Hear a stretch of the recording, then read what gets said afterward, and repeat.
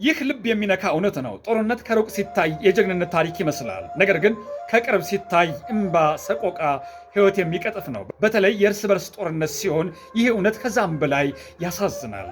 እናት ልጆቿን ፍቅር መግባ ጡት አጥብታ ታሳድጋለች።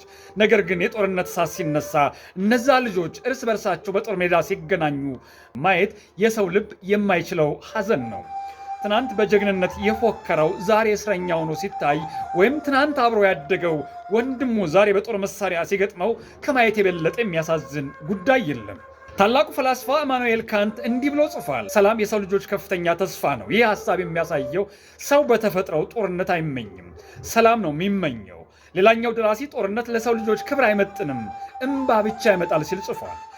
የእርስ በርስ ጦርነቶች ከሌሎች ጦርነቶች ይልቅ አስከፊ የሚሆነው በአንድ ምክንያት ነው። ጠላት እንግዳ አይደለም፣ ወንድም ነው። የሚገጥሙት የአንድ ሀገር ልጆች ናቸው፣ የአንድ አካባቢ ተወላጅ፣ ከአንድ ማህፀን የወጡ። እንግዲህ እኛ ሰዎች አንድ ጥያቄ መጠየቅ አለብን። እስከ መቼ የእናቶች ጆሮ በጥይት ይደንቁር? እስከ መቼ ወጣቶች በጦር ሜዳ ሕይወታቸው ይቀጠፍ? እስከ መቼ የአንድ ሀገር ልጆች እርስ በርስ እንገዳደል? የታሪክ ትምህርት አንድ ነገር ይነግረናል። ጦርነት መጨረሻው ሁልጊዜም ውይይት ነው። ለምን እኛ ከመጀመሪያው ውይይት አንጀምርም?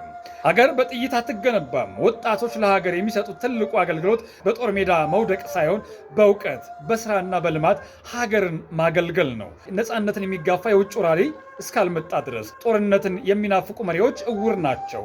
እውር ደግሞ መሪ ያስፈልገዋል።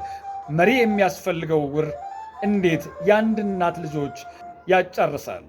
ዛሬ የሚጠየቅ አንድ ጉዳይ አለ። መካከላችን ያለውን ችግር በጥይት እንፍታ ወይስ በጥበብ? በጥላቻ እንኑር ወይስ በአንድነት? ታሪክ የሚያስተምረን የሚያሸንፈው ጦርነት አይደለም፣ ሰላም ነው። እናቶች የሚፈልጉት የድል ዜና አይደለም፣ የልጆቻቸውን ሕይወት ነው። ስለዚህ እንደ አንድ ሀገር ልጆች አንድ እንሁን። ችግሮቻችን በውይይት እንፍታ።